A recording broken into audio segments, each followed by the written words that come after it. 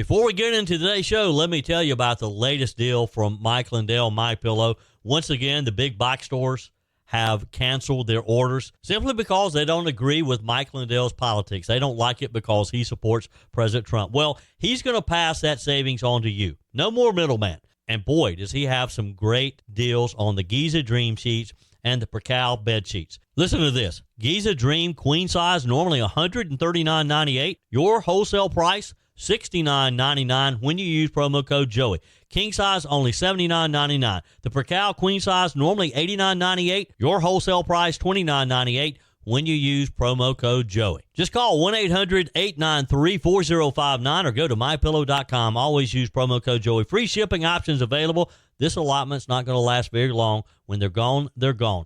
MyPillow.com. Promo code Joey. Thanks for joining me in the PhD Weight Loss and Nutrition Studios. To lose weight for the last time, visit myphdweightloss.com. Welcome in as we kick off another week. Lots to cover. It was a busy weekend. The No Kings rallies took place around the country on Saturday. For the most part, they appear to have been peaceful. We have the details for you and some response from people who said they just want to be heard. The Secret Service is investigating a possible sniper's nest with sightline to Trump Air Force One arrival near Palm Beach Airport, where a deer stand was found in a tree nearby. Meanwhile, due to elevated security concerns, the president was seen boarding Air Force One via the smaller stairs that allow him to board much faster and not be exposed. The madness continues on college campuses. The latest, an Illinois State faculty member was arrested for attacking a Turning Point USA group who had set up a table with information for students. We have the details on that. And former White House press secretary Karine Jean-Pierre is officially out of the Democrat Party, according to an excerpt from her new book.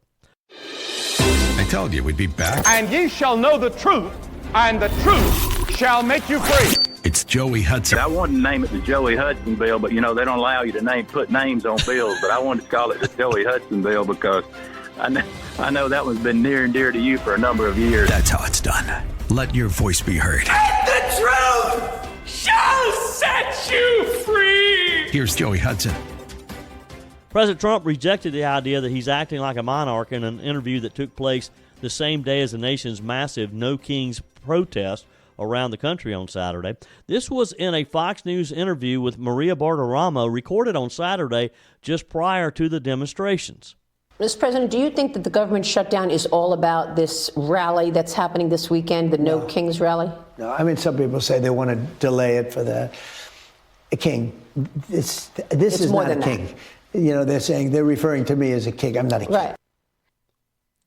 Now, later in the day, millions of Americans protested the president and his administration. Roughly 2,500 demonstrations took place in all 50 states, with gatherings in small towns, major cities, including New York, Chicago, and Los Angeles.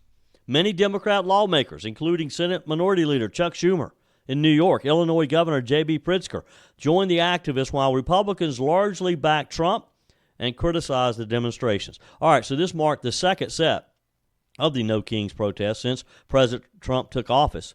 In June, there were demonstrations that coincided with the U.S. Army's 250th anniversary parade in the nation's capital, which took place on the president's 79th birthday. Late Saturday, President Trump shared an AI-generated video on True Social. Have you seen it? In the video, the president, wearing a crown, flies a fighter jet inscribed with King Trump over protesters in New York City and dumps brown liquid on them as Kenny Loggins' Danger Zone plays. You got to give him credit. He does have a sense of humor, doesn't he? I'm not sure the Democrats thought it was funny or the protesters thought it was funny. The protest occurred amid the ongoing government shutdown, which began October the 1st. I mean, we're headed into a month here, folks. A poll released last Thursday by the Associated Press and the Center for Public Affairs Research found that 75% of respondents blame President Trump either greatly or moderately for the shutdown. Now, again, this was an AP poll, so who knows if that's accurate or not. Roughly three-quarters of respondents also said Republicans and Democrats in Congress are greatly or moderately at fault. So it seems that they're pointing the finger at both parties. Although we all know that Democrat Chucky Schumer is the reason we're in a shutdown right now. Trump told Fox News, we're cutting Democrat programs that we didn't want because they made one mistake. They didn't realize that gives me the right to cut programs that Republicans never wanted, giveaways, welfare programs, etc., etc. Also, during the interview, the president addressed the deployment of National Guard troops to cities across the country. Since he took office, his administration has sent military personnel to Los Angeles, the nation's capital, D.C., and to Memphis, while it has encountered legal setbacks in its deployment to Chicago and Portland, Oregon, with the liberal judges upholding or trying to keep him from being able to send help. Now, the president has his sights set on San Francisco next. Here at home in the upstate of South Carolina, Falls Park in downtown Greenville turned into the stage for the local No Kings movement. And as one state resident put it during an interview with WSPA 7 News, that's just nonsense. All right, so here's what happened here in the upstate. As we saw on the headlines and all the national news coverage of the big cities, it wasn't just big cities. It was small towns as well. A friend of mine was up in Brevard, North Carolina, where the downtown area seemed to be full with protesters. Again, here in Greenville, Falls Park seemed to be full with protesters. They drew hundreds of people, filling that amphitheater at Falls Park under is a beautiful day to protest. Let's admit it. It was a great, sunny, warm day on Saturday. What you saw were signs, megaphones, costumes, the whole 9 yards. One group dressed up in colonial-era garb with mock gowns and crowns and chanting about freedom from tyranny. Another group sang protest songs while collecting canned goods for a local nonprofit. At least they made good of it. For Upstate Food, Not Bombs was their thing, trying to feed or provide money, food to those who are homeless. So yes, there was a political edge, but at least some kind of took a community support angle as well. And that's what makes small towns, or I don't know that you can really call Greenville a small town anymore, can you? But it makes areas like upstate South Carolina special. It's a conservative stronghold, one of the reddest parts in South Carolina, but it's also a place where, hey, look, people from all political backgrounds can come out, speak their minds, and for the most part, do it peacefully. You had people there to criticize the Trump administration. You had some showed up who defended the Trump administration. Both sides told reporters the same thing. Exercising free speech is what makes this country great. Here's a montage of some of the response that WSPA 7 News got in downtown Greenville. We love America. We have to fight for our democracy. If you've been paying attention, if you paid attention in high school, junior high, or college, if you paid attention to those lessons, some of the things are happening here where countries, people in other countries, bad things happen to them. And we have a pattern going on here, and so we need to stop it. This is what democracy looks like! No more kings! I think this is the biggest protest we have ever seen in Greenville County. With technology, it's actually really, really easy to do this. All you need to do is have some people who have the motivation and the know-how. There are many, many reasons. I do not want to get into all of them because I cannot stomach the thought of it. Literally displayed himself as one with AI-generated crowns, and by quite literally positioning himself in kingly regalia, having a golden ballroom. Who needs a golden ballroom? Seriously. It's beyond reprehensible that we have people starving in the streets. In an area that is so Republican and does tend to be so conservative, to come out and make sure that our voices are heard, make sure that, we're not silenced by what tends to be the majority in our area. I think people should be able to talk to each other and listen to each other and not get so hostile and so mad. I feel bad for people that wake up every day, especially since last November, just mad. Just live your life. He does make a point there. People just get angry at times, and they get unreasonable. So those were some of the comments. Those are some of the people who were just kind of misled. Because here's the thing you need to know. Of course, this is part of the larger national campaign. being organized by progressive activist groups, the same kind of people who have been holding resist rallies, climate marches, the Stop MAGA events for the past several years. They claim it's also about defending democracy. But if you listen closely, it often sounds like it's really about demonizing Trump supporters, painting half the country as extremists.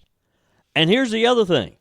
It's interesting how protests like this always seem to focus on Trump personally, not just on actual policy debates. In fact, if you ask most of the attendees what specific Trump policies they were protesting, you get a mix of answers: immigration, abortion, climate, foreign policies, basically the entire Republican platform, but they can't give you any specifics. They've just been told that he acts like a king, and that's what they believe, that he acts like a king.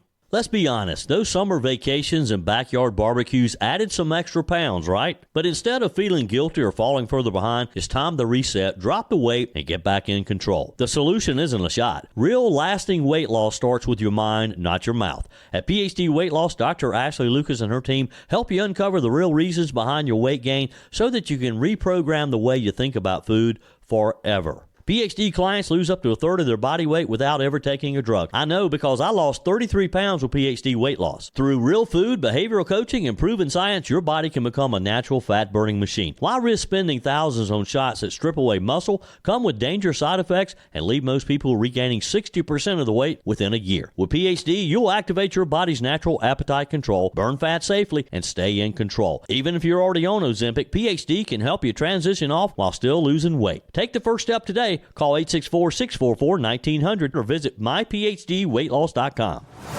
You know, every week it seems like we get another reminder of just how toxic and intolerant college campuses have become, especially when it comes to conservative students simply trying to share their views. We saw this happen, of course, when Charlie Kirk was assassinated on a campus in Utah. This time, it happened in the heartland at Illinois State University, where a faculty member, an adult who should know better, this wasn't a random activist, but a graduate student and teaching assistant, again, a faculty member, was literally arrested over the weekend for flipping over a Turning Point USA table on campus. And get this, he actually tried to justify it by saying, well, you know, Jesus did it. Using an example of Jesus turning over the tax collectors' tables in the temple, I guess, is what he is referencing. So let me set the scene for you. Last week, students with Turning Point USA, the conservative campus group founded by the late Charlie Kirk, and boy, that just sticks in my throat to say the late Charlie Kirk. It's just hard to believe that Charlie Kirk is not with us anymore. But they were out on the quad at Illinois State promoting an upcoming appearance by comedian and political commentator Alex Stein. It was your typical student outreach setup. They had a table, they had flyers, some conversation about conservative ideas, freedom, maybe a little debate. But then along comes Derek Lopez. He's 27 years old, a teaching assistant at that university. The video shows him confronting the students, tossing insults, and then, out of nowhere, he just flips their table right over and laughs about it. Right there before he does it, he looks at one of the students and says, well, you know, Jesus did it, so you know I got to do it right, and he does it. He flips the table. Folks, this is just getting out of hand. Yes, he actually tried to compare his little campus temper tantrum to Jesus flipping the tables of the money changers in the temple. Again, I'm assuming that's the story that he's talking about, that he's referencing. Now, if you read your Bible, you know Jesus did that to cleanse the temple of corruption, not to silence people handing out pamphlets about a campus speaker. But that's what happens when you mix political fanaticism with theological ignorance. You get a self-righteous meltdown disguised as a moral activist. And when he was done, Mr. Lopez waved to the crowd and sneered, thanks, guys, have a great day, and just walks off. I mean, real classy, right? Again, this was an adult man. Campus police arrested him a few days later, charging him with disorderly conduct and criminal damage to property. Illinois State University Police Chief Aaron Woodruff put out a statement saying this: "We are committed to protecting the First Amendment rights and safety of everyone in our campus community." He also reminded students that there are constructive ways to respond to speech you disagree with. Imagine that. On a college campus, they have to remind grown adults that the way to handle opposing viewpoints isn't to throw tables. Now, you'd think a faculty member, someone trusted to help teach the next generation, would understand that and not have to be reminded, right? The question is, and the point that I raise is, this story speaks to something much deeper. We're watching the collapse of tolerance and intellectual diversity on campuses across America, but yet that's the very thing, the intellectual diversity, that these progressives want to talk about. That's supposedly what they have been promoting. If you're a conservative student, you already know you're treated like an outsider. You're mocked, silenced, and sometimes outright attacked just for daring to hold a different opinion from the progressives on your campus. And now, in some cases, it's not just the students. It's faculty members, the very people who are supposed to be setting the example. There's another layer here, too. Think about this. Obviously, just a few weeks ago, when the assassination of Charlie Kirk occurred, Kirk was murdered while also speaking the truth, his truth, the conservative viewpoint. Turning Point students across the country have been organizing events since then to honor his legacy, to keep his message alive, the message of free speech, faith, and American values. So imagine the symbolism here. These students were trying to promote one of the first Turning Point events since Charlie Kirk's death, and a university staffer responds by literally flipping their table. That's not a tantrum. That's hostility. Plain and simple. That's just anger. Now, to the credit, the Turning Point USA students kept their composure. If you watch the video, they didn't shout back. They didn't retaliate. They filmed it. They had their phones out. They stayed calm. And that, my friend, is what courageous conservative college students look like in 2025, because these students know what Charlie Kirk always preached, that the way to win the battle for ideas is not through anger or violence, but through conviction, through clarity, and the truth. This story should also be a wake-up call for university administrators across the country. When you create an environment where conservative viewpoints are constantly demonized, eventually people start believing that shouting down, tearing down, and even attacking conservative students is justified. It's what happens when political activism replaces education, when professors and grad students think their job is to indoctrinate rather than to educate.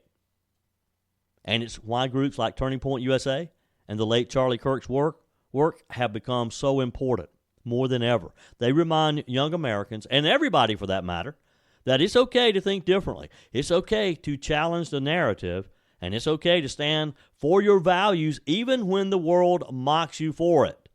It's even more reason to stand up. So now, as Mr. Lopez, Illinois State, says he's facing disciplinary action on top of the criminal charges, he could be suspended or expelled depending on how the investigation shakes out, and he should be. A person like that does not need to be teaching on any college campus in this nation. It was a busy weekend, a busy news weekend, I should say, on the Sunday news shows yesterday. Let me just give you a quick briefing or example of some of the top stories. Republican Senator Katie Brett says that she's open to talks on extending Affordable Care Act subsidies, but only if fraud, waste, and abuse are addressed. Now, this came in the form of a question of how do we get past the government shutdown. Her line to CNN, adjustments are needed to make it make sense for the American people. What does this mean? Translation, Republicans may negotiate, but not for a blank check, especially during a shutdown. We'll watch whether Democrats accept reforms or just push to extend it as is. House Minority Leader Hakeem Jeffries says that President Trump and Republicans have been radio silent since the late September Oval Office meeting, pinning shutdown blame squarely on the GOP. I expect Republicans to counter that Democrats are leveraging the crisis to jam through pricey priorities instead of some real reforms. We'll see. I don't think that the Republicans are going to fold that quickly or that easily. Speaker Mike Johnson fired back on ABC, calling the No Kings rallies a Democrat stunt to create cover during the shutdown. His argument, if you can flood the streets safely to denounce authoritarianism, maybe the sky isn't falling. Policy negotiations should continue, he says. It's a messaging war, optics versus outcomes. Meanwhile, over in Ukraine, Mr. Zelensky, talking with NBC over the weekend, says he believes that President Putin fears the U.S. could deliver Tomahawk missiles to Kyiv.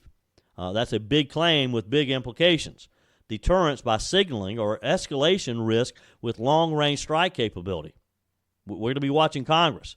The wallet fatigue versus keeping pressure on Moscow. How much can we keep spending? How much will the American people tolerate this in spending and continuing to give weapons to Ukraine? We'll see. Senator Rand Paul says that U.S. strikes on suspected drug trafficking boats in the Caribbean. Have you seen some of those? There was another one just the other day. Senator Paul says this goes against all our tradition. Civil liberties and constitutional war powers concerns are back on the front burner as a result of the discussion. How much latitude should a president have outside of declared war zones is the question Senator Paul is asking. Fresh off President Trump's commuting his sentence, former Representative George Santos says he's not running for office in the next decade. I think he's done. He should be. Meanwhile, GOP Representative Nicole Malliotakis calls the commutation the wrong decision, citing fraud against donors. Even inside the GOP, white-collar crime leniency is a tough sell. Not sure that was the right decision either, but glad it wasn't my decision. DNC Chair Ken Martin says that Maine Senate hopeful Graham Plattner's resurfaced comments are not disqualifying, though indefensible and offensive. That's the modern test. Can an apology survive Oppo research in the final stretch, or do swing voters punish character lapses at the ballot box? That's something that the people in Maine will have to decide. Up in Virginia, Senator Tim Kaine argues that Jay Jones, the scandal there, is not going to hurt Abigail Spanberger's gubernatorial bid. Democrats are betting voters split tickets on character versus competence. Republicans will work to tie the controversies together. 2 weeks out, suburban turnout will probably be the deciding factor. And the shutdown. More on the shutdown. Representative Susan Delbean says everything is on Republicans because they control the House, Senate, and the White House in this scenario. So she puts the shutdown squarely at the GOP's feet. Republicans will counter that Democrats demanded pricey add-ons instead of a clean, responsible deal. Same movie, new cast. Who gets blamed in the end matters more than who's technically right. And right now, it appears, if you believe any of the polls, it appears that the American people are blaming both Democrats and Republicans equally. Speaking of Democrats and a little upset within the party, former White House press secretary Karine Jean-Pierre says that she is officially out of the Democrat Party. That's right. The woman who spent years fiercely defending President Joe Biden and the Democrat establishment has declared herself an independent, and she's not pulling any punches. In an excerpt from her new memoir titled Independent, Jean-Pierre reveals the moment she knew things had changed. She described getting the call, the one where President Biden told the White House team he was dropping out of the 2024 race. Her words, "I was stunned, angry, sad, enraged, and heartbroken," she writes. She says that what broke her the most wasn't the decision. It was how Democrats treated Biden in the end after 50 years of public service. She called it quite horrible. Now remember, Jean-Pierre stood behind that iconic White House podium for years, assuring Americans that Biden was sharp, that he was capable, that he was ready to lead. But in her own words, his cognitive decline wound up dearly costing his party. So now, when did this cognitive decline start there, Jean-Pierre? Because you were defending him up to the very end. You were talking about how clear his thinking was. You wanted the American people to believe that he was capable of not only leading the nation, but leading the nation for another 4 years, up until he dropped out. She claims the final straw was what she called a firing squad from within the Democrat Party. Party insiders pushing Biden out after that disastrous debate performance with Donald Trump. And they should have. They should have. The Democrats are going to always look back on 2024 and think about what a tactical error they made in allowing Joe Biden to even declare that he would run for another a 4-year term. Now, it really gets kind of raw when Jean-Pierre says she never imagined leaving the party, the same party that helped her rise to historic first as the first black woman and openly gay person to serve as White House press secretary, and someone who, let me add, was just absolutely not qualified for that position. Talk about DEI. Jean-Pierre only got a job in the White House, and one of the most, probably the most out front jobs, if you will, other than the president, because she was the face of the administration only because she was black and only because she was gay. But now she says she cannot stomach the blind loyalty to the Democrat Party anymore. You know what? She says, this is her quote, "I'm going to become an independent. I don't think I could stomach being in the Democrat Party anymore." Oof.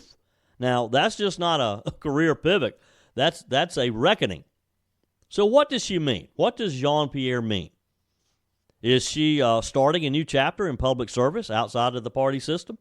Or is this just the beginning of a much larger crack in a Democrat foundation? Or is she just finally admitting just how bad the party that she spent the last 4 years defending really is? You think she feels the same way about Joe Biden? You think she's independent of Joe Biden? Or is it just the party? Love to get your comments. Text me. Email me. joe@joeyhudson.com. Leave me a quick message on the MyPillow message line. 864-477-JOEY. 864-477-5639. Just leave me a quick message. And by the way, when you go to MyPillow.com, always use promo code Joey and take advantage of things like this MyPillow 6-pack bath towel set. They're back in stock. This proprietary technology, it makes them extremely absorbent, yet still provides that soft feel that you look for in a towel. And I promise you, they're the softest, most absorbent towels you'll ever have. I love them. I've paid a lot more money for a set of towels before that were nowhere close to the MyPillow towels. This set comes with 2 bath towels, 2 hand towels, 2 washcloths. They're regularly priced $69.98, and for a limited time, you're going to get the 6-pack towel set for just $39.98 when you use promo code Joey. Just go to MyPillow.com. You can call 800-893-4059 as well. Have your credit card ready and ask for the MyPillow 6-pack towel. Give them promo code Joey, and you're going to get them for just $39.98. This deal is not going to last long, so be sure and make your call today or go to MyPillow.com and go ahead and buy some for Christmas gifts. You know, it's not too early to start doing that Christmas shopping, and I promise you, everybody you give them to are going to love them. MyPillow.com, promo code Joey. So back to Jean-Pierre. It's going to be interesting to see how all this unfolds. I mean, I'm not sure she has a career any further in the Democrat Party anyway. I don't know who's responsible for getting her into the Joe Biden campaign, but as we all know, Joe Biden's pretty much out of the Democrat Party as well. I mean, he has Kamala Harris, his vice president, trashing him, and she has been these past few weeks after her book came out. Isn't it funny how all these books are being published less than a year after Joe Biden leaves office, and they're all trashing what they stood for during those 4 years? Do you find that kind of interesting? I mean, time will tell, but one thing's for sure, the fallout from 2024 within the Democrat Party is far from over. Your comments are welcome on the Furman Ford text line, 864-477-JOEY. That's 864-477-5639. Emails always welcome, joey@joeyhudson.com. Speaking of the Furman Ford text line, you know, it's never been more important to support locally run businesses owned by people who actually live here in the upstate. Let me take a minute to talk with you about our friends at Furman Ford. If you're looking for a new vehicle, maybe a great pre-owned vehicle, one you can trust, or maybe you're looking to order that special vehicle. Either way, if you want a new one, a brand new one, or a pre-owned that you can trust, the folks at Furman Ford, they're there to help you. Their name is on the sign because their name is on the line, because every single transaction is important to them. Jim Furman, Matthew Furman. They do business the right way. When you stop by, when you give them a call, or maybe when you just send them a quick email, you're always going to have access to a member of the Furman Ford family. And by the way, they also offer great service, and you're not going to have to wait weeks and weeks to get it done. And you do not have had to purchase your vehicle at Furman Ford. Doesn't even have to be a Ford. They service all makes and models. Visit my friends at Furman Ford online at furmanford.com, furmanford.com. Just a quick update on a story out of Palm Beach. Yesterday, President Trump made a quick, unexpected departure from Palm Beach, like he normally does when he's been at Mar-a-Lago for the weekend, headed back to the White House.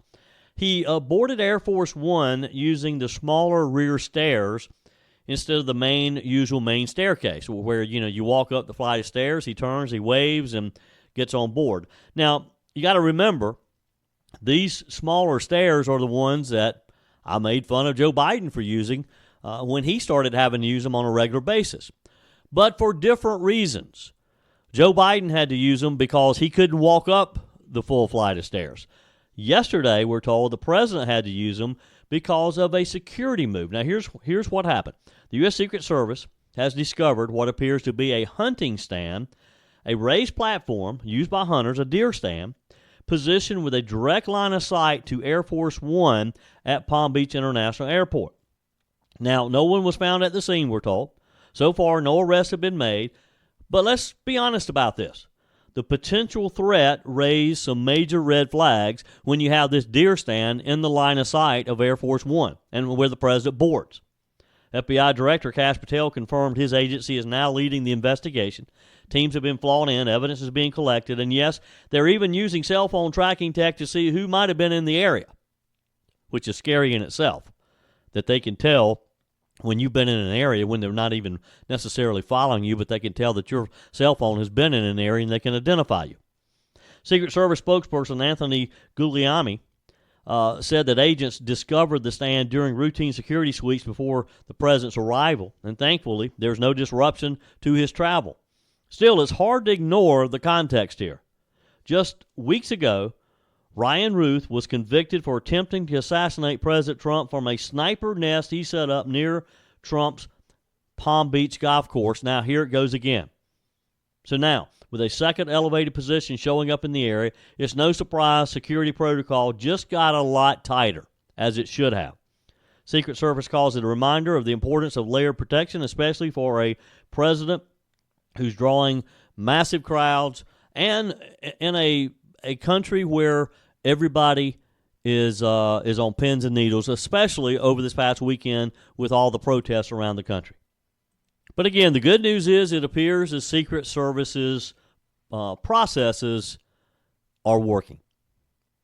Now, you probably saw this other headline over the weekend, and this is like straight out of Ocean's 11 movie. A gang of 3 masked thieves disguised as construction workers pulled off one of the most brazen daylight heists in French history right inside the Louvre Museum in Paris. The same museum that houses the Mona Lisa and some of the world's most priceless art treasures. They called it the French Collection. It happened Sunday morning, and here's how it all went down.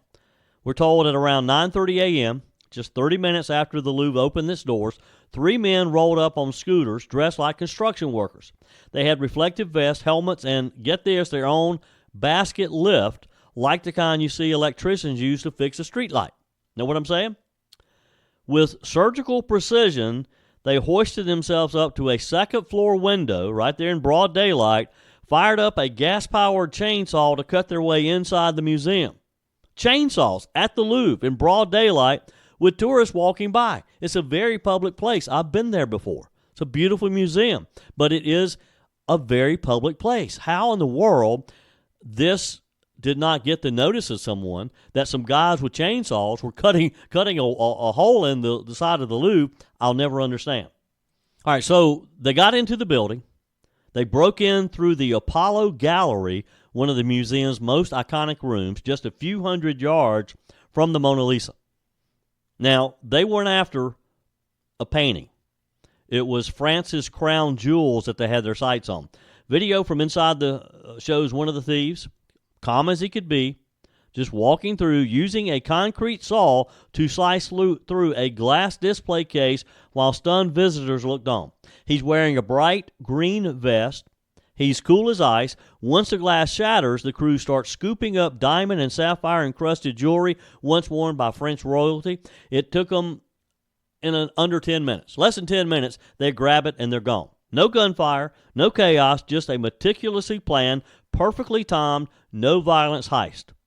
France's cultural minister, Ricciardo Dati, called it very professional, saying the robbers appeared highly experienced. You think? They may not have done this before, but they have certainly watched some movies and they have been practicing to pull this off. I mean, honestly, she's not wrong. These guys moved like pros. They didn't panic. They didn't shout. They knew exactly what they were doing. They even seemed to know which alarms to avoid. Now, remember I told you, this started at 9:30. By 9:40 a.m., the two men inside were back out the window, down the spider lift, and on the scooters where their getaway driver was waiting. And just like that, poof, they're gone. They sped southeast out of central Paris toward one of the major highways out of the city. Of course, they had security footage of every route, of every step of the way. When police arrived minutes later, they found a pile of tools left behind, the concrete saw, 2 angle grinders, a blowtorch, gloves, gasoline cans, and one of those bright yellow reflective jackets that one of them had taken off. They also found something else, a broken crown, an emerald-studded imperial tiara once belonging to Empress Eugenie, the wife of Napoleon III. It had been dropped or damaged during the escape. Among the missing treasures were some of the most valuable pieces in France's history. A diamond and sapphire tiara once worn by Queen Maria Amalia, the Queen of France, an emerald necklace and earrings from Napoleon's second wife, Marie-Louise, a jeweled bodice knot belonged to Empress Eugenie encrusted with diamonds, and several other royal heirlooms, some worth tens of millions of dollars each. In total, 9 items are confirmed stolen, and French authorities say the value is incalculable. Now, the problem is, who do you sell something like that to? You don't just walk into your local pawn shop and say, hey, look, I've got a tiara here. Would you like to buy it? I mean, they obviously have a private collector who they know they can unload this on for millions and millions of dollars with no questions asked. Now, what about the museum's most famous piece, the Mona Lisa? She's safe. The thieves never went near the gallery. Look, they were looking for jewels. They didn't care anything about the painting. Again, their target was the Apollo Gallery, the crown jewels. It's heavily secured, but not enough. So for thieves to break in, grab the jewels, escape in less than 10 minutes in broad daylight with tourists filming them, that's not a smash and grab. That's an inside job. They had to have a lot of inside intelligence of just how the museum operates to pull this off. French President Emmanuel Macron called the theft an attack on our heritage. He posted on X saying, the theft committed at the Louvre is an attack on our heritage we cherish because it's part of our history.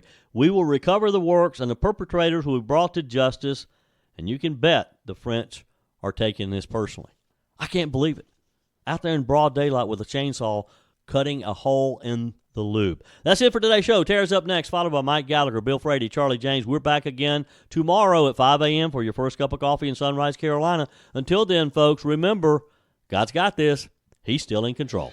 That's it for today's edition of Just the Truth. Thanks for joining me in the PhD Weight Loss Studios. To lose weight for the last time, visit myphdweightloss.com. If you haven't joined my mailing list yet, visit my website, joeyhudson.com. Click on the Connect with Joey button so that you can receive our emails and the most up-to-date news. Also, join me on my YouTube channel. Be sure and like, comment, and subscribe. Just search for Joey Hudson. As always, thanks for spending a few minutes of your day with me. Do me a favor and forward this episode to a few friends. Just click on the share button and send to your contacts. We need to build an army of conservatives to win our country back, and we can do that by continuing to share the truth with our friends and family. Keep those comments coming via the Furman Ford text line, 864-477-JOEY. Email to joey@joeyhudson.com. And I love your messages on the MyPillow message line. Again, that's 864-477-JOEY, 864-477-5639. Be sure and take advantage of the MyPillow special, just $14.88 on the standard MyPillows when you use promo code Joey. Order online at MyPillow.com or call 800-893-4053. We're back again tomorrow and hope you'll plan to join us. Until then, remember, God's got this.